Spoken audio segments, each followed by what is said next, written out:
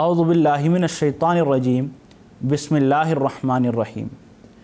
മനുഷ്യരിൽ ഏറ്റവും ഉത്തമനും പ്രവാചകന്മാരിൽ അത്യുന്നതനുമായി വിശ്വമുഖത്ത് അവതീർണനായ പ്രവാചകനാണ് ഹസ്രത്ത് മുഹമ്മദ് മുസ്തഫ സല്ലല്ലാഹു അലൈഹി വസല്ലം. നബി തിരുമേനി സല്ലല്ലാഹു അലൈഹി വസല്ലം അത്യുന്നതമായ സ്വഭാവ സവിശേഷതകൾക്കുടമയായിരുന്നു. വിശുദ്ധ ഖുർആനിൽ അള്ളാഹു സൂറ അൽ കലം ആയത്ത് നമ്പർ 5 ഇങ്ങനെ പറയുന്നു: ഇന്നക ലഅലാ ഖുലുഖിൻ അളീം. അതായത്, അല്ലയോ പ്രവാചകരെ, തീർച്ചയായും താങ്കൾ അത്യുന്നതമായ സ്വഭാവ സവിശേഷതകൾക്കുടമയാണ് എന്ന്. തുടർന്ന് വിശ്വാസികളെ ഉപദേശിച്ചുകൊണ്ട് അള്ളാഹു പറയുന്നു: ലഖദ് കാന ലക്കും ഫി റസൂലില്ലാഹി ഉസ്വത്തുൻ ഹസന. അതായത്, തീർച്ചയായും അല്ലയോ വിശ്വാസികളെ, നിങ്ങൾക്ക് ഈ പ്രവാചകരിൽ അത്യുന്നതമായ ഉദാത്തമായ മാതൃകയുണ്ട് എന്ന്. നബി തിരുമേനി സല്ലല്ലാഹു അലൈഹി വസല്ലമയുടെ ജീവിതം നാം എടുത്ത് പരിശോധിക്കുമ്പോൾ ജീവിതത്തിൻ്റെ എല്ലാ തലങ്ങളെയും സംബന്ധിച്ച് അവിടുത്തെ ജീവിതത്തിൽ നിന്ന് നമുക്ക് ഉദാത്തമായ മാതൃക ലഭിക്കുന്നു. അവിടുന്ന് ഒരു സ്നേഹവാത്സല്യങ്ങൾ നിറഞ്ഞ ഒരു പിതാവായിരുന്നു, ഒരു ഭർത്താവായിരുന്നു, ഒരു നീതിമാനായ ഭരണകർത്താവായിരുന്നു, ഒരു പ്രജയായിരുന്നു, ഒരു യോദ്ധാവായിരുന്നു. തുടങ്ങിയ ജീവിതത്തിൻ്റെ എല്ലാ മേഖലകളെ സംബന്ധിച്ചും അവിടുത്തെ ജീവിതത്തിൽ നിന്ന് നമുക്ക് മാതൃക ലഭിക്കുന്നു. മറ്റുള്ള പ്രവാചകന്മാരുടെ ചരിത്രം നാം എടുത്തു നോക്കുമ്പോൾ അവരുടെ ജീവിതം നമുക്ക് പരിപൂർണമായ മാതൃകയാണ് എന്ന് പറയാൻ സാധ്യമല്ല. ഉദാഹരണത്തിന് ഹസ്രത്ത് ഈസാ അലൈഹി ഇസ്ലാമിൻ്റെ ജീവിതം നാം എടുത്തു നോക്കുമ്പോൾ ഒരു ഭർത്താവ് എങ്ങനെയായിരിക്കണം, അല്ലെങ്കിൽ ഒരു പിതാവ് എങ്ങനെയായിരിക്കണം, അല്ലെങ്കിൽ ഒരു ഭരണകർത്താവ് എങ്ങനെയായിരിക്കണം എന്നെല്ലാം നമുക്ക് അദ്ദേഹത്തിൻ്റെ ജീവിതത്തിൽ നിന്നും മാതൃക ലഭിക്കുന്നില്ല. കാരണം അദ്ദേഹത്തിൻ്റെ ജീവചരിത്രം സംരക്ഷിക്കപ്പെട്ടിട്ടില്ല. കാരണം അദ്ദേഹം മുഴുവൻ ലോകത്തിനും ഖിയാമത്ത് നാൾ വരെയുള്ള ജനങ്ങൾക്കും വേണ്ടി മാതൃകയായിട്ടല്ല അയക്കപ്പെട്ടിട്ടുള്ളത്. പക്ഷേ നമ്മുടെ നബി തിരുമേനി സല്ലല്ലാഹു അലൈഹി വസല്ലം മുഴുവൻ കാലഘട്ടത്തിനും എല്ലാ ജനങ്ങൾക്കും വേണ്ടി മാതൃകയായിട്ടാണ് അയക്കപ്പെട്ടിട്ടുള്ളത്. അതുകൊണ്ട് തന്നെ നബി തിരുമേനി സല്ലല്ലാഹു അലൈഹി വസല്ലമയുടെ ജീവചരിത്രം സംരക്ഷിക്കപ്പെട്ടതുപോലെ മറ്റൊരു ചരിത്രപുരുഷൻ്റെയോ ഒരു പ്രവാചകൻ്റെയോ ജീവചരിത്രം സംരക്ഷിക്കപ്പെട്ടിട്ടില്ല എന്നുള്ളതാണ് വാസ്തവം. അതുകൊണ്ട് തന്നെ അവിടുത്തെ ജീവിതം ഒരു തുറന്ന പുസ്തകം പോലെയാണ്.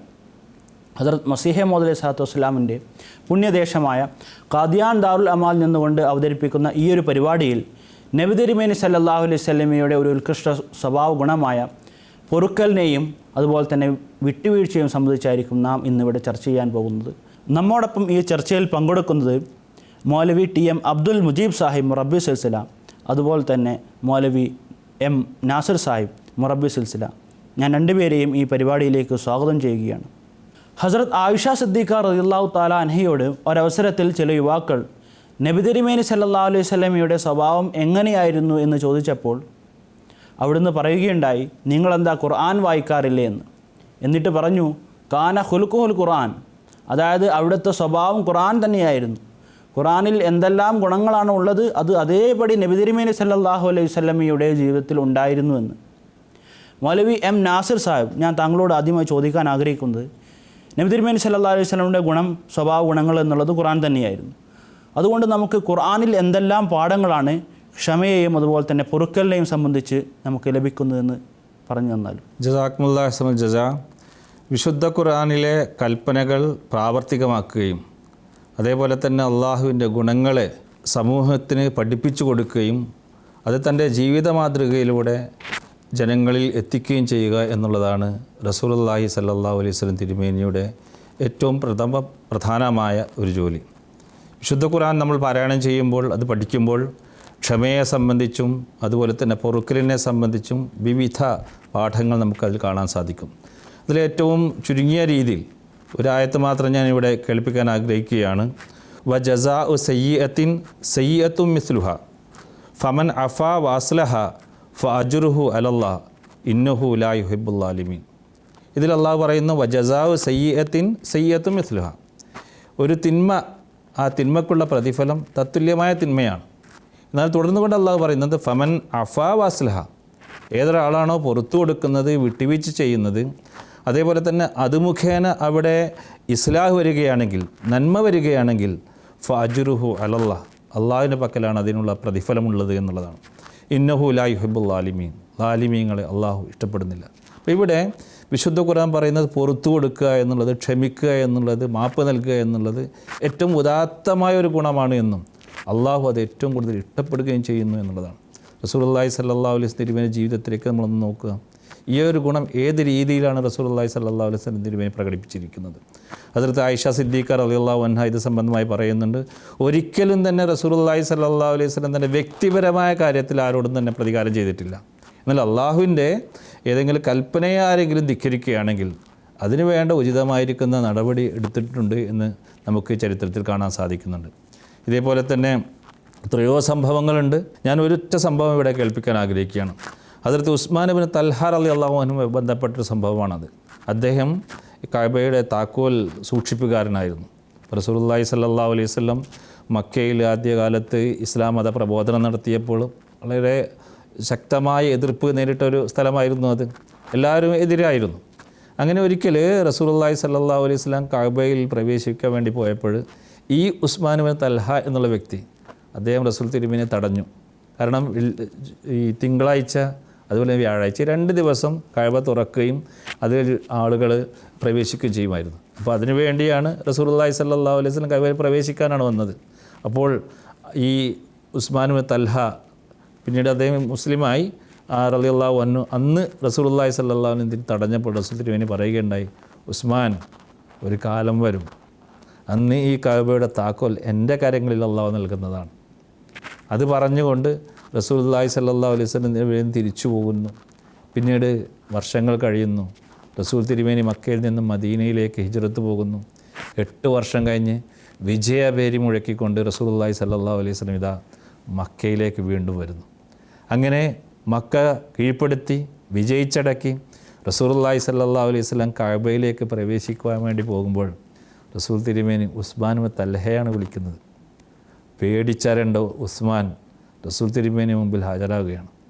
ആ സമയത്ത് റസൂൽ തിരുമേനിയുടെ കുടുംബക്കാർ ഹസ്രത്ത് അലി റളിയല്ലാഹു അൻഹു പോലെയുള്ള ആളുകൾ പറയുകയുണ്ടായി, യാ റസൂലല്ലാഹ്, ആ കഅബയുടെ താക്കോൽ ഞങ്ങളുടെ കുടുംബത്തെ ഏൽപ്പിക്കണമെന്നൊക്കെ. അപ്പോൾ റസൂലുള്ളാഹി സ്വല്ലല്ലാഹു അലൈഹി വസല്ലം ആ കഅബയുടെ താക്കോൽ പൊക്കിപ്പിടിച്ചുകൊണ്ട് ഉസ്മാൻ ഇബ്നു തൽഹയെ വിളിച്ചുകൊണ്ട് പറയുകയുണ്ടായി, ഉസ്മാൻ, താങ്കൾ അന്ന് ചെയ്ത കാര്യങ്ങളൊക്കെ താങ്കൾക്ക് ഓർമ്മയുണ്ടോ? അപ്പോൾ എല്ലാം തന്നെ ഓർത്ത് എന്ന് പറഞ്ഞ ഉസ്മാൻ ഇബ്നു തൽഹയുടെ കൈകളിൽ ആ താക്കോൽ നൽകിക്കൊണ്ട് റസൂലുള്ളാഹി സ്വല്ലല്ലാഹു അലൈഹി വസല്ലം പറയുകയുണ്ടായി, ഉസ്മാൻ, ഈ താക്കോൽ ഇതാ ഇന്ന് ഞാൻ താങ്കളെയും താങ്കളുടെ കുടുംബത്തെയും ഏൽപ്പിക്കുകയാണ്. അക്രമിയല്ലാതെ ഒരിക്കലും തന്നെ താങ്കളുടെ കൈകളിൽ നിന്നും താങ്കളുടെ കുടുംബത്തിൻ്റെ കൈകളിൽ നിന്നും ഈ താക്കോൽ പിടിച്ചെടുക്കുന്നതല്ല. ഇന്ന് വർഷങ്ങൾ കഴിഞ്ഞു, നൂറ്റാണ്ടുകൾ കഴിഞ്ഞു, 1440 വർഷം പിന്നിട്ടിരിക്കുകയാണ്. ഇപ്പോഴും ആ കഅബയുടെ താക്കോൽ ഉസ്മാൻ ഇബ്നു തൽഹയുടെ കുടുംബത്തിൻ്റെ കൈകളിലാണ് ഉള്ളത് എന്നുള്ളത് വളരെ അത്ഭുതകരമാണ്. റസൂലുള്ളാഹി സ്വല്ലല്ലാഹു അലൈഹി വസല്ലം തിരുമേനിയോട് ചെയ്ത ആ ഒരു പ്രവർത്തനത്തിന്, അദ്ദേഹത്തോട് ചെയ്ത അക്രമത്തിന് ഏത് രീതിയിലാണ് റസൂലുള്ളാഹി സ്വല്ലല്ലാഹു അലൈഹി വസല്ലം അദ്ദേഹത്തോട് നമ്മൾ സ്വീറ്റ് റിവെഞ്ച് എന്ന് പറയും, പ്രതികാരം ചെയ്ത് അദ്ദേഹത്തിന് മാപ്പ് കൊടുക്കുകയും അങ്ങനെ ലോകാവസാനം വരെ നമുക്ക് പറയാം ഈ താക്കോൽ ആ ഉസ്മാൻ തൽഹയുടെ കൈകളിൽ തന്നെ സുരക്ഷിതമായിരിക്കും, അദ്ദേഹത്തിൻ്റെ കുടുംബത്തിൻ്റെ കൈകളിൽ സുരക്ഷിതമായിരിക്കും. ഇതാണ് റസൂലുള്ളാഹി സ്വല്ലല്ലാഹു അലൈഹി തിരുമേനിയുടെ ഉദാത്തമായിരിക്കുന്ന ഹൃദയത്തെ ആകർഷിക്കുന്ന മാതൃക. തീർച്ചയായും മൗലവി പറഞ്ഞ പോലെ തന്നെ തിരുമേനി സല്ലല്ലാഹു അലൈഹി വസല്ലമയെ തൻ്റെ ശത്രുക്കൾ വളരെയധികം പരിഹസിക്കുകയും ബുദ്ധിമുട്ടുകയും ചെയ്യുകയുണ്ടായി. വിശുദ്ധ ഖുർആനിൽ അള്ളാഹു പറയുന്നു, യാ ഹസ്രതൻ അൽ ഇബാദ് മാ യഅ്തിഹിം മിൻ റസൂലിൻ ഇല്ലാ കാനൂ ബിഹി യസ്തഹ്സിഊൻ. അതായത് മനുഷ്യർക്ക് അഹോ കഷ്ടം, അവർ പരിഹസിക്കാത്ത ഒരു പ്രവാചകനും ഭൂലോകത്ത് കടന്നു പോയിട്ടില്ല എന്ന്. നബി തിരുമേനി സല്ലല്ലാഹു അലൈഹി വസല്ലം ചരിത്രം നാം നോക്കുമ്പോൾ നബി സല്ലല്ലാഹു അലൈഹി വസല്ലം പരിഹസിക്കപ്പെട്ടതുപോലെ മറ്റൊരു പ്രവാചകനും പരിഹസിക്കപ്പെട്ടിട്ടില്ല. അവിടുത്തെ ശത്രുക്കൾ നബി സല്ലല്ലാഹു അലൈഹി വസല്ലം തിരുമേനിയെയും സഹാബാക്കളെയും വാക്കുകൊണ്ടും വാളുകൊണ്ടേയും ബുദ്ധിമുട്ടുകയുണ്ടായി. എന്നിട്ടും ഒരിക്കലും തന്നെ അവിടുന്ന് ക്ഷമ കൈവിടുകയുണ്ടായിരുന്നില്ല. നബി സല്ലല്ലാഹു അലൈഹി വസല്ലം തിരുമേനി എങ്ങനെയാണ് അങ്ങനെയുള്ള പരിഹാസങ്ങളെ നേരിട്ടത് എന്ന് മൗലവി മുജീബ് സാഹിബ് എന്ന് പറഞ്ഞു തന്നാൽ. ജസാക്കുമുല്ലാ. ബിസ്മില്ലാഹിർ റഹ്മാനിർ റഹീം. നബി തിരുമേനി സല്ലല്ലാഹു അലൈഹി വസല്ലമയുടെ ജീവിതം വിശുദ്ധ ഖുർആനായിരുന്നു എന്ന് പറയുകയുണ്ടായി. അപ്പോൾ വിശുദ്ധ ഖുർആനിൽ അള്ളാഹു എന്താണോ കൽപ്പിച്ചിരിക്കുന്നത്, അല്ലെങ്കിൽ എന്താണോ അള്ളാഹു തനിക്ക് ഏറ്റവും ഇഷ്ടപ്പെട്ടത് എന്ന് വിശുദ്ധ ഖുർആനിൽ പറഞ്ഞിട്ടുള്ളത്, അതിൻ്റെ ഒരു പ്രതിരൂപമായിരുന്നു നബി തിരുമേനി സല്ലല്ലാഹു അലൈഹി വസല്ലമയുടെ ജീവിതം എന്ന് നമുക്ക് മനസ്സിലാക്കാൻ സാധിക്കുന്നതാണ്. നബി തിരുമേനി സല്ലല്ലാഹു അലൈഹി വസല്ലമയുടെ ജീവിതത്തെ നാം പരിശോധിക്കുകയാണെങ്കിൽ അതിനെ 2 കാലഘട്ടമായിട്ട് നമുക്ക് വേർതിരിക്കാവുന്നതാണ്. ഒന്നാമത്തേത് മക്ക ജീവിതം. അന്ന് ആ കാലഘട്ടത്തിൽ നബി തിരുമേനി സല്ലല്ലാഹു അലൈഹി വസല്ലമയ്ക്കും അതുപോലെ തന്നെ നബി സല്ലല്ലാഹു അലൈഹി വസല്ലമയിൽ വിശ്വസിച്ച ആ മുസ്ലിങ്ങൾക്കും നബി തിരുമേനി സല്ലല്ലാഹു അലൈഹി വസല്ലം സഹാബാക്കൾക്കും ശത്രുക്കളിൽ നിന്ന് കൊടിയ പീഡനങ്ങളും മർദ്ദനങ്ങളുമാണ് ഏൽക്കേണ്ടി വന്നത്. പലതരത്തിലുള്ള ആക്ഷേപങ്ങൾക്കും പരിഹാസങ്ങൾക്കും അവർ വിധേയരാകുകയുണ്ടായി. എന്നാൽ ഒരിക്കലും തന്നെ ആരും ഇതിനെതിരെ കഠിനമായ രീതിയിൽ പ്രതികരിക്കുകയുണ്ടായില്ല. മറിച്ച് സഹനം കൊണ്ടും ക്ഷമ കൊണ്ടുമാണ് അവർ അതിനെ നേരിട്ടിരുന്നത്. പിന്നീട് നബി തിരുമേനി സല്ലല്ലാഹു അലൈഹി വസല്ലമയുടെ ആ രണ്ടാമത്തെ കാലഘട്ടം ആരംഭിക്കുന്നു. അത് മക്കയിൽ നിന്നും മദീനയിലേക്ക് ഹിജ്റത്ത് ചെയ്യുന്നുള്ള അള്ളാഹുവിൻ്റെ അനുമതി വന്നതിന് ശേഷമാണ്. അങ്ങനെ നബി തിരുമേനി സല്ലല്ലാഹു അലൈഹി വസല്ലമ മക്കയിൽ നിന്നും മദീനയിലേക്ക് ഹിജ്റത്ത് ചെയ്യുന്നു. പിന്നീട് ഹിജ്റ 2-ാം വർഷം അള്ളാഹു നബി തിരുമേനി സല്ലല്ലാഹു അലൈഹി വസല്ലമയ്ക്ക് തങ്ങൾക്കെതിരെ പോരാടുന്ന ആ ശത്രുക്കൾക്കെതിരായിട്ട് പ്രതിരോധം എന്ന നിലയിൽ പോരാടുന്നതിനുള്ള അനുമതി വിശുദ്ധ ഖുർആനിലൂടെ അള്ളാഹു നൽകുകയുണ്ടായി. അതിനുശേഷമാണ് ബദർ യുദ്ധം നടക്കുന്നത്. ഈ ബദർ യുദ്ധം യഥാർത്ഥത്തിൽ ഇസ്ലാമിൻ്റെ വിജയങ്ങളുടെ അടിത്തറയാണ് എന്ന് നമുക്ക് പറയാൻ സാധിക്കുന്നതാണ്. അതോടുകൂടി തന്നെ നബി തിരുമേനി സല്ലല്ലാഹു അലൈഹി വസല്ലമയ്ക്ക് യഥാർത്ഥത്തിൽ ഒരു അധികാരി അല്ലെങ്കിൽ ഒരു ഭരണാധികാരി എന്നുള്ള ഒരു സ്ഥാനവും ഒരു പദവിയും ലഭിക്കുന്നു എന്ന് നമുക്ക് മനസ്സിലാക്കാൻ സാധിക്കും. ഈ ബദർ യുദ്ധത്തിൽ നബി തിരുമേനി സല്ലല്ലാഹു അലൈഹി വസല്ലമയുടെ ഈ സ്വഭാവം മഹിമയുടെ മഹത്തായിട്ടുള്ള ഉദാത്തമായിട്ടുള്ള ഒരു മാതൃക നമുക്ക് ദർശിക്കാൻ സാധിക്കുന്നതാണ്. ഈ യുദ്ധത്തിൽ ഏകദേശം 70ഓളം മക്കയിലെ നിഷേധികൾ തടവുകാരായി പിടിക്കപ്പെടുകയുണ്ടായി. നബി തിരുമേനി സല്ലല്ലാഹു അലൈഹി വസല്ലം ഈ തടവുകാരെ എല്ലാം തന്നെ തൻ്റെ സഹാബാക്കളെ ഏൽപ്പിക്കുകയും എന്നിട്ട് അവർക്ക് ഉപദേശം നൽകിക്കൊണ്ട് പറഞ്ഞു, ഇവരുടെ എല്ലാ കാര്യങ്ങളും നിങ്ങൾ ശ്രദ്ധിക്കണം, അകാരണമായി ആരെയും നിങ്ങൾ ബുദ്ധിമുട്ടിക്കരുത് എന്ന് പറയുകയുണ്ടായി. അങ്ങനെ ഈ സഹാബാക്കൾ അവരെ കൊണ്ട് മദീനയിലേക്ക് പോവുകയാണ്. അവർ നബി തിരുമേനി സല്ലല്ലാഹു അലൈഹി വസല്ലമ കൊടുത്ത ആ ഉപദേശം അതേപടി അവർ സ്വീകരിക്കുകയും അത് പ്രാവർത്തികമാക്കുകയും ചെയ്തു. ഈ തടവുകാരായി പിടിക്കപ്പെട്ട ഇവർ തന്നെ പിന്നീട് ഈ കാര്യങ്ങൾ വെളിപ്പെടുത്തുകയുണ്ടായി. അവർ പറയുന്നു, ഈ മുസ്ലിങ്ങൾ ഞങ്ങളെ മദീനയിലേക്ക് കൊണ്ടുപോവുകയും അവിടെ താമസിപ്പിക്കുകയും ചെയ്തു. അവർ ഞങ്ങളുടെ എല്ലാ കാര്യങ്ങളും നല്ലപോലെ ശ്രദ്ധിക്കുമായിരുന്നു. ഒരു രീതിയിലും ഞങ്ങൾക്ക് യാതൊരു തരത്തിലുള്ള ബുദ്ധിമുട്ടും അവർ നൽകിയിരുന്നില്ല. ഏതുവരെ എന്നാൽ അവർ പറയുന്നു, അവർ ഭക്ഷണം പാകം ചെയ്യുകയും ആ ഭക്ഷണം ഞങ്ങൾക്ക് നൽകുകയും സ്വയം അവർ ആ കാരക്കയും ഉണക്കറൊട്ടിയും കഴിച്ചുകൂട്ടുകയും ചെയ്തിരുന്നു എന്നുള്ളതാണ്. അപ്പോൾ നബി തിരുമേനി സല്ലല്ലാഹു അലൈഹി വസല്ലമ അള്ളാഹു പറഞ്ഞ ആ കൽപ്പനയെ എപ്രകാരമാണ് പ്രാവർത്തികമാക്കിയെന്നും അത് എൻ്റെ സഹാബാക്കൾ കൊണ്ട് എപ്രകാരമാണ് അത് പ്രാവർത്തികമാക്കപ്പെട്ടതെന്നും നമുക്ക് ഇതിൽ നിന്നും മനസ്സിലാക്കാൻ സാധിക്കുന്നതാണ്. അതേപോലെ തന്നെ മറ്റൊരു സംഭവം, അതും ഈ ബദർ യുദ്ധവുമായി ബന്ധപ്പെട്ടത് തന്നെയാണ്. സുഹൈൽ ഇബ്നു അംർ, അദ്ദേഹം ഒരു കവിയായിരുന്നു. അയാൾ തൻ്റെ ആ കഴിവുകൾ മുഴുവനായിട്ടും ഇസ്ലാമിനെയും നബി തിരുമേനി സല്ലല്ലാഹു അലൈഹി വസല്ലമയെയും ആക്ഷേപിക്കുവാനും പരിഹസിക്കുവാനും വേണ്ടി വിനിയോഗിക്കുകയായിരുന്നു. ഈ ബദർ യുദ്ധത്തിൽ നിഷേധികളുടെ ഭാഗത്ത് നിന്ന് അദ്ദേഹവും പങ്കെടുത്തിരുന്നു. അങ്ങനെ അയാൾ തടവുകാരനായി പിടിക്കപ്പെടുകയും ചെയ്തു. അപ്പോൾ ആ സമയത്ത് ഹസ്രത്ത് ഉമർ റളിയല്ലാഹു തആല അൻഹു ഹസ്രത്ത് നബി കരീം സല്ലല്ലാഹു അലൈഹി വസല്ലം തിരുമേനിക്ക് നടത്തിയ ഒരു അഭിപ്രായം, അത് ഈ വ്യക്തിയുടെ മുകളിലെ പല്ലുകൾ പിഴുതെടുക്കുക എന്നുള്ളതായിരുന്നു. അപ്പോൾ അങ്ങനെയാണെങ്കിൽ അയാൾക്ക് പിന്നീട് ശരിയായ രീതിയിൽ സംസാരിക്കാൻ കഴിയില്ല. അപ്പോൾ ഈ കവിതകൾ ചൊല്ലിക്കൊണ്ട് ഇസ്ലാമിനെയും നബി സല്ലല്ലാഹു അലൈഹി വസല്ലമയെയും ആക്ഷേപിക്കുന്നത് നിർത്തും എന്നുള്ളതായിരുന്നു. എന്നാൽ നബി തിരുമേനി സല്ലല്ലാഹു അലൈഹി വസല്ലമ അത് ഇഷ്ടപ്പെട്ടില്ല. അങ്ങനെ ചെയ്യരുത് എന്ന് പറയുകയും നാളെ ഖിയാമത്ത് നാളിൽ അള്ളാഹുവിൻ്റെ മുന്നിൽ ഞാൻ എന്ത് മറുപടി പറയും എന്ന് നബി തിരുമേനി സല്ലല്ലാഹു അലൈഹി വസല്ലമ പറയുകയും ചെയ്തു. അതുപോലെ തന്നെ ഹദ്റത്ത് അബൂ സുഫിയാൻ്റെ സംഭവങ്ങൾ നമുക്കറിയാം. അബൂ ജഹലിന് ശേഷം മക്കയിലെ ഖുറൈശികളുടെ നേതാവായിരുന്നു അബൂ സുഫിയാൻ. പല ഘട്ടങ്ങളിലും പല രീതികളിലും ഇസ്ലാമിനെ ബുദ്ധിമുട്ടിക്കാനും മറ്റ് നബി തിരുമേനി സല്ലല്ലാഹു അലൈഹി വസല്ലമയ്ക്കെതിരായിട്ടും പലതരത്തിലുള്ള നടപടികളും അദ്ദേഹം എടുത്തിരുന്നു. എന്നാൽ മക്ക വിജയശേഷം അബൂ സുഫിയാനോട് എപ്രകാരമായിരുന്നു നബി തിരുമേനി സല്ലല്ലാഹു അലൈഹി വസല്ലമ പെരുമാറിയിരുന്നത്, ഏത് രീതിയിലുള്ള വിട്ടുവീഴ്ചയായിരുന്നു അദ്ദേഹത്തോട് ചെയ്തിരുന്നത് എന്ന് നമുക്ക് മനസ്സിലാക്കാൻ സാധിക്കുന്നതാണ്. അബൂ സുഫിയാന് അഭയം നൽകുകയും അത്രമാത്രമല്ല അബൂ സുഫിയാൻ്റെ വീടിനെ അഭയകേന്ദ്രമാക്കുകയും ചെയ്തു. ഏതുപോലെ ആരാണോ കബയിൽ പ്രവേശിക്കുന്നത് അവർക്ക് അഭയം നൽകപ്പെടും, ആരാണോ സ്വന്തം വീടുകളിൽ വാതിലുകൾ അടച്ചിരിക്കുന്നത് അവർക്കും അഭയം നൽകപ്പെടും. അതുപോലെ തന്നെ ആരാണോ ഹദ്റത്ത് ബിലാൽ റളിയല്ലാഹുവിൻ്റെ പതാക കീഴിൽ വരുന്ന അവർക്കും അഭയം നൽകപ്പെടും എന്ന് പറഞ്ഞതോടൊപ്പം തന്നെ ആരാണോ അബൂ സുഫിയാൻ്റെ വീട്ടിൽ അഭയം പ്രാപിക്കുന്നത് അവർക്കും അഭയം നൽകപ്പെട്ടിരിക്കുന്നു എന്ന് നബി തിരുമേനി സല്ലല്ലാഹു അലൈഹി വസല്ലം പറയുകയും ചെയ്തു. അതേപോലെ തന്നെ ഇക്രമ ഇബ്നു അബൂ ജഹലിനോട് നബി തിരുമേനി സല്ലല്ലാഹു അലൈഹി വസല്ലമയുടെ പെരുമാറ്റം, അദ്ദേഹം ഇസ്ലാമിനെതിരെ വളരെ കഠിനമായ രീതിയിൽ പ്രയത്നിച്ചിരുന്നു. മക്ക വിജയത്തിന് ശേഷം അദ്ദേഹം ഭയപ്പെട്ടുകൊണ്ട് മക്ക ഉപേക്ഷിച്ചുകൊണ്ട് യമനിലേക്ക് പലായനം ചെയ്യാൻ വേണ്ടി ശ്രമിക്കുകയുണ്ടായി. ആ സമയത്ത് അദ്ദേഹത്തിൻ്റെ ഭാര്യ നബി തിരുമേനി സല്ലല്ലാഹു അലൈഹി വസല്ലമയുടെ സവിധത്തിൽ ഹാജരാകുകയും തൻ്റെ ഭർത്താവിന് മാപ്പ് നൽകണം, അഭയം നൽകണം എന്ന് പറയുകയും ചെയ്തു. അങ്ങനെ നബി തിരുമേനി സല്ലല്ലാഹു അലൈഹി വസല്ലമ അത് അംഗീകരിക്കുന്നു. പിന്നീട് ആ സ്ത്രീ തൻ്റെ ഭർത്താവിനെ കാണുകയും എല്ലാ സംഭവങ്ങളും വിവരിക്കുകയും നബി തിരുമേനി സല്ലല്ലാഹു അലൈഹി വസല്ലമയുടെ സവിധത്തിലേക്ക് വരണം എന്ന് നിർബന്ധിക്കുകയും ചെയ്തു. അങ്ങനെ അവരുടെ നിർബന്ധത്തിന് വഴങ്ങി ഇക്രമ നബി തിരുമേനി സല്ലല്ലാഹു അലൈഹി വസല്ലം സവിധത്തിൽ ഹാജരായിക്കൊണ്ട് താൻ കേട്ടതെല്ലാം ശരിയാണോ എന്ന് ചോദിച്ചപ്പോൾ നബി തിരുമേനി സല്ലല്ലാഹു അലൈഹി വസല്ലം പറഞ്ഞു, അതെ, അതെല്ലാം ശരി തന്നെയാണ്. എന്നാൽ താൻ ഇസ്ലാം സ്വീകരിക്കില്ല, സ്വന്തം മതത്തിൽ തന്നെ ഉറച്ചു നിൽക്കാൻ ആഗ്രഹിക്കുന്നതെന്ന് പറഞ്ഞപ്പോൾ നബി തിരുമേനി സല്ലല്ലാഹു അലൈഹി വസല്ലം അതിനും അനുമതി നൽകുകയുണ്ടായി.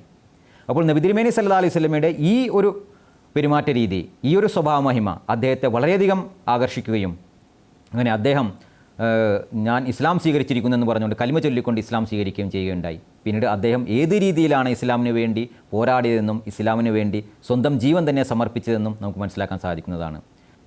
ജസാക്കല്ലാ. മൗലസാഹിബ് ഇവിടെ പറയുകയുണ്ടായി, സുഹൈൽ ബിൻ അമറിൻ്റെ സംഭവം വിവരിക്കുകയുണ്ടായി. അയാളുടെ ആ ഒരു നബി സല്ലല്ലാഹു അലൈഹി വസല്ലം തിരുമേനിക്കെതിരെയും ഇസ്ലാമിനെതിരെയും അശ്ലീലമായിട്ടുള്ള കവിതകൾ കേട്ടുകൊണ്ട് ക്ഷുഭിതനായിക്കൊണ്ട് ഹസരത്ത് ഉമർ അല്ലാഹു തആല അൻഹു അയാളുടെ മുന്നിലുള്ള പല്ലുകൾ പിഴുതെറിയാൻ എനിക്ക് അനുവാദം നൽകിയാലും എന്ന് നബി സല്ലല്ലാഹു അലൈഹി വസല്ലം ചോദിക്കുകയുണ്ടായി. പക്ഷേ അപ്പോൾ നബി സല്ലല്ലാഹു അലൈഹി വസല്ലം പറയുകയുണ്ടായി, ക്ഷമിക്കുക എന്നുള്ളത്. നബി സല്ലല്ലാഹു അലൈഹി വസല്ലം സ്വന്തം ക്ഷമിക്കുക മാത്രമല്ല ചെയ്തത്, സ്വന്തം സഹാബാക്കളെ ക്ഷമ പഠിപ്പിക്കുകയും ചെയ്യുകയുണ്ടായി. മൗലവി എം നാസിർ സാഹിബ്, ഞാൻ താങ്കളോട് ചോദിക്കാൻ ആഗ്രഹിക്കുന്നത്, നബി തിരുമേനി സല്ലല്ലാഹു അലൈഹി വസല്ലം സ്വന്തം സഹാബാക്കളെ എങ്ങനെയാണ് ക്ഷമയുടെ പാഠം അവർക്ക് നൽകിയത് എന്നുള്ളതാണ്. ജസാക്മുല്ലാ അസ്ലം ജസാ. റസൂലുള്ളാഹി സല്ലല്ലാഹു അലൈഹി വസല്ലം വാർത്തെടുത്ത ഒരു സമൂഹം അല്ലെങ്കിൽ സഹാബത്ത്, അവരെ സംബന്ധിച്ച് വിശുദ്ധ ഖുർആൻ തന്നെ പറയുന്നത് കുൻതും ഖൈറ ഉമ്മത്തിൻ ഉഖ്രിജത്ത് ലിന്നാസ് എന്നുള്ളതാണ്. മാനവ സമൂഹത്തിന് വേണ്ടി എഴുന്നേൽപ്പിക്കപ്പെട്ട ഏറ്റവും ഉത്തമമായ ഒരു സമുദായമാണ് നിങ്ങൾ എന്നുള്ളതാണ്. ആദ്യകാലത്ത് നമുക്കെല്ലാവർക്കും അറിയാം, മക്കയിൽ എന്തുമാത്രം കൊടിയ പീഡനങ്ങളാണ് ഉണ്ടായിരുന്നത്. അപ്പോൾ സഹാബാക്കൾ തന്നെ പലരും റസൂൽ തിരുമേനിയോട് അപേക്ഷിക്കുകയുണ്ടായി, യാ റസൂലല്ലാഹ്, എത്ര കാലമാണ് നമ്മളിങ്ങനെ സഹിച്ചു കൊണ്ടിരിക്കുക, നമ്മൾ എന്തുകൊണ്ട് പ്രതികരിക്കുന്നില്ല എന്ന്. അപ്പോൾ ഉടനെ തന്നെ റസൂലുള്ളാഹി സ്വല്ലല്ലാഹു അലൈഹി വസല്ലം തിരുമേനി പറഞ്ഞത് ഇന്നി ഉമിർതു ബിൽ അഫ് ഫലാ തുഖാതിലു എന്നുള്ളതാണ്. എന്നോട് ക്ഷമിക്കാനും പുറത്തു കൊടുക്കുവാനാണ് കൽപ്പിക്കപ്പെട്ടിരിക്കുന്നത്, അതുകൊണ്ട് നിങ്ങൾ പോരാടരുത് എന്നുള്ളത്. പക്ഷേ ഇവിടെ നമുക്ക് പറയാം അന്ന് കഴിവില്ലായിരുന്നല്ലോ എന്നുള്ളത്. പക്ഷേ പിന്നീട് യുദ്ധം നടന്നപ്പോൾ ഒരിക്കൽ റസൂലുള്ളാഹി സ്വല്ലല്ലാഹു അലൈഹി വസല്ലം കാണുന്ന കുറേ എതിരാളികളുടെ കുഫാരിങ്ങളുടെ മക്കളെ, നിഷേധികളുടെ മക്കളെ, കുട്ടികളെ വധിക്കപ്പെട്ടതായി കണ്ടപ്പോൾ റസൂലുള്ളാഹി സ്വല്ലല്ലാഹു അലൈഹി വസല്ലം തന്നെ സഹാബാക്കളെ വിളിച്ചുകൊണ്ട് അവരോട് ചോദിക്കുകയാണ്, ഇവരെ എന്തിനാണ് വധിച്ചതെന്ന്. ആരാണ് വധിച്ചതെന്നല്ല, എന്തിനാണ് വധിച്ചത്? കാരണം ഇവർ യുദ്ധം ചെയ്യാൻ വന്നവരല്ലല്ലോ ഈ പിഞ്ചു പൈതങ്ങൾ. അപ്പോൾ റസൂൽ തിരുമേനി പിന്നീട് പറഞ്ഞു, സ്ത്രീകളെ നിങ്ങൾ വധിക്കരുത്, കുട്ടികളെ നിങ്ങൾ വധിക്കരുത്, മത നേതാക്കന്മാരെ നിങ്ങൾ വധിക്കരുത്. അപ്പോൾ ഇങ്ങനെ ഒരു ഉത്തമമായിരിക്കുന്ന പാഠം തൻ്റെ സമൂഹത്തിന് റസൂലുള്ളാഹി സ്വല്ലല്ലാഹു അലൈഹി വസല്ലം തിരുമേനി നൽകുകയുണ്ടായി. റസൂൽ തിരുമേനിയുടെ ജീവിതത്തിൽ നമ്മൾ ഒന്ന് കണ്ണോടിച്ച് നോക്കുമ്പോൾ ഇങ്ങനെയുള്ള എത്രയോ ഉദാഹരണങ്ങൾ നമുക്ക് കാണാൻ സാധിക്കും. ഞാൻ 1-2 ഉദാഹരണം മാത്രം ഇവിടെ കേൾപ്പിക്കാൻ ആഗ്രഹിക്കുകയാണ്. ഒരിക്കൽ റസൂലുള്ളാഹി സ്വല്ലല്ലാഹു അലൈഹി വസല്ലം തിരുമേനിയുടെ ഈ മൃഗങ്ങളെ, ഒട്ടകങ്ങളെയും മറ്റു മൃഗങ്ങളെയെല്ലാം തന്നെ അവിടെ നോക്കി നടക്കും മേച്ചിൽ സ്ഥലമായിരുന്നു. അതിൻ്റെ പേരാണ് സീഖർദ് എന്നുള്ളത്. ഒരിക്കൽ അവിടെ യഹൂദികളുടെ ഒരു ഗോത്രമായിരുന്ന ഖത്ഫാൻ ഗോത്രം, അവിടെ നിന്ന് റസൂലുള്ളാഹി സ്വല്ലല്ലാഹു അലൈഹി വസല്ലം തിരുമേനി ഒട്ടകങ്ങളെയൊക്കെ മോഷ്ടിച്ചു കൊണ്ടുപോയി. അപ്പോൾ ഇത് അറിഞ്ഞ ഒരു സഹാബി സൽമാ ബിനുൽ അഖ്വ, അദ്ദേഹം നല്ല ഒരു വീരശൂര പരാക്രമിയായ ഒരാളായിരുന്നു. അപ്പോൾ അദ്ദേഹം ഇതറിഞ്ഞപ്പോൾ ഉടനെ തന്നെ അവരെ പിന്തുടരുകയും അങ്ങനെ അവർ വെള്ളം കുടിക്കാൻ വേണ്ടി ഒരു സ്ഥലത്ത് ഈ ഒട്ടകങ്ങളെയെല്ലാം നിർത്തി ഇവർ ഈ മോഷ്ടിച്ച ആളുകൾ വെള്ളം കുടിക്കാൻ വേണ്ടി പോവുകയായിരുന്നു. അപ്പോൾ ഉടനെ തന്നെ അദ്ദേഹം അവിടെ എത്തുകയും ഉടനെ തന്നെ അമ്പ് ചെയ്തുകൊണ്ട് ഇവർ ഓടിക്കുകയും ഒട്ടകത്തെയൊക്കെ മോചിപ്പിച്ചുകൊണ്ട് തിരിച്ചു കൊണ്ടുവരികയും ചെയ്തു. എന്നിട്ട് റസൂലുള്ളാഹി സ്വല്ലല്ലാഹു അലൈഹി വസല്ലം തിരുമേനിയോട് പറഞ്ഞു, യാ റസൂലുള്ളാഹി, ഇതൊക്കെയാണ് സംഭവിച്ചത്. പക്ഷേ അവർ ദാഹപരവശരാണ്. അവരടുത്ത ഒരു സ്ഥലത്ത് വെള്ളം എവിടെയുണ്ടോ അവിടെ ഇവർ തമ്പടിക്കും, എന്നിട്ട് വെള്ളം കുടിക്കാൻ വേണ്ടി അവിടെ നിൽക്കും. അപ്പം ഇവിടെ ഉടനെ തന്നെ നമ്മൾ അവരെ പിന്തുടരുകയാണെങ്കിൽ നമുക്ക് അവരെ പിടിക്കാം, എന്നിട്ട് അവരെ നമുക്ക് പിടിച്ച് കൊണ്ടുവരാമെന്ന് പറഞ്ഞു. ഇവിടെ റസൂലുള്ളാഹി സ്വല്ലല്ലാഹു അലൈഹി വസല്ലം ആ സഹാബിക്ക് നൽകിയ ഒരു ഉപദേശമാണ് വളരെ മനോഹരമായിട്ടുള്ളത്. റസൂലുള്ളാഹി സ്വല്ലല്ലാഹു അലൈഹി വസല്ലം തിരുമേനി പറയുകയുണ്ടായി, യാ ഇബ്നുൽ അഖ്വ മലക്ത ഫസ്ജ്, ഇബ്നുൽ അഖ്വ, നീ ഒരാളെ കീഴ്പ്പെടുത്തി കഴിഞ്ഞാൽ പിന്നെ അവനെ വിട്ടുവീഴ്ച ചെയ്യുക. ഇവിടെ പൂർണ്ണമായ നിയന്ത്രണമുണ്ട്. എന്നിട്ട് പോലും റസൂൽ തിരുമേനിയുടെ മനസ്സാണ് നമ്മൾ നോക്കേണ്ടത്. ഇതേപോലെ തന്നെ മറ്റൊന്നുള്ളത് അബ്ദുല്ലാഹി ഇബ്നു ഉബയ്യ് ഇബ്നു സുലൂലിൻ്റെ സംഭവമാണ്. ഈ വ്യക്തി ഒന്ന് മുനാഫിക്കീങ്ങളുടെ കപടവിശ്വാസികളുടെ നേതാവാണ്. ഓരോരോ നിമിഷവും റസൂലുള്ളാഹി സ്വല്ലല്ലാഹു അലൈഹി വസല്ലം തിരുമേനി ഇസ്ലാമിനെയും ഏതെല്ലാം രീതിയിൽ കുഴപ്പത്തിലേക്ക് ചാടിക്കാൻ സാധിക്കുമോ അതിനൊക്കെ മുൻകൈ എടുത്ത വ്യക്തിയാണ്.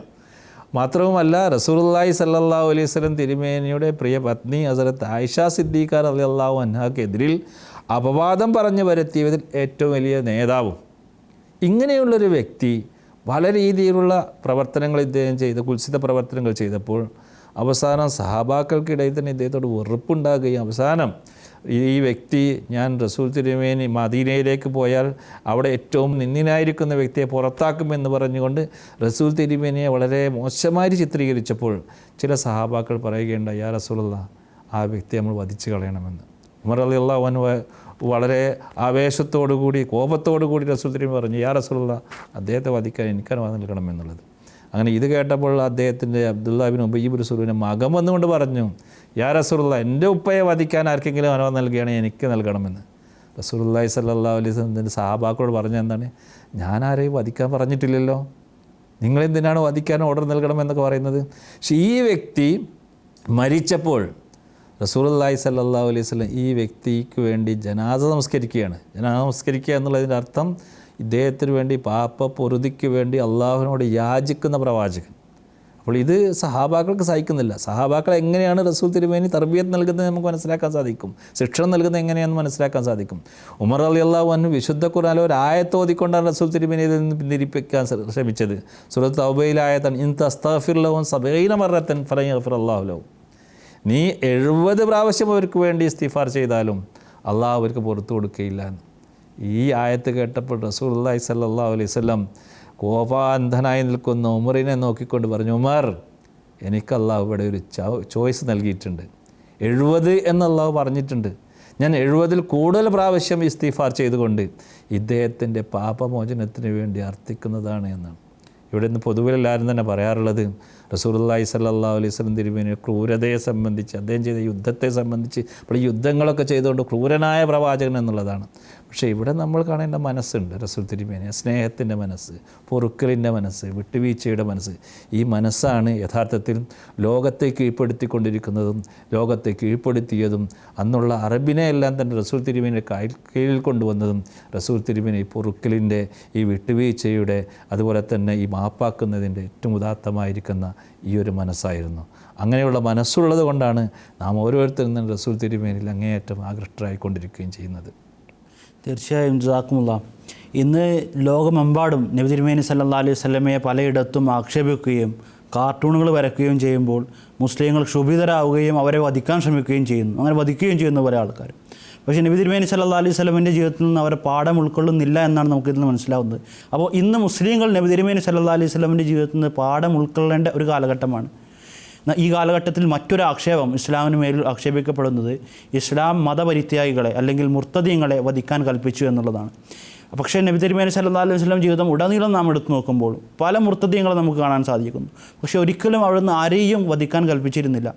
മൗലവി മുജീബ് സാഹിബ്, ഞാൻ താങ്കളോട് അവസാനമായിട്ടുള്ളൊരു ചോദ്യം ചോദിക്കാൻ ആഗ്രഹിക്കുന്നത്, നബി തിരുമേനി സല്ലല്ലാഹു അലൈഹി വസല്ലം എങ്ങനെയാണ് അങ്ങനെയുള്ള മുർത്തദീങ്ങളോട് പെരുമാറിയത് എന്നുള്ളതാണ്. ജസാക്കുമുള്ള. ഇസ്ലാം എന്നത് ക്ഷമയുടെയും സഹനത്തിൻ്റെയും പുറത്തു കൊടുക്കലിൻ്റെയും വിട്ടുവീഴ്ചയുടെയും മതമാകുന്നു.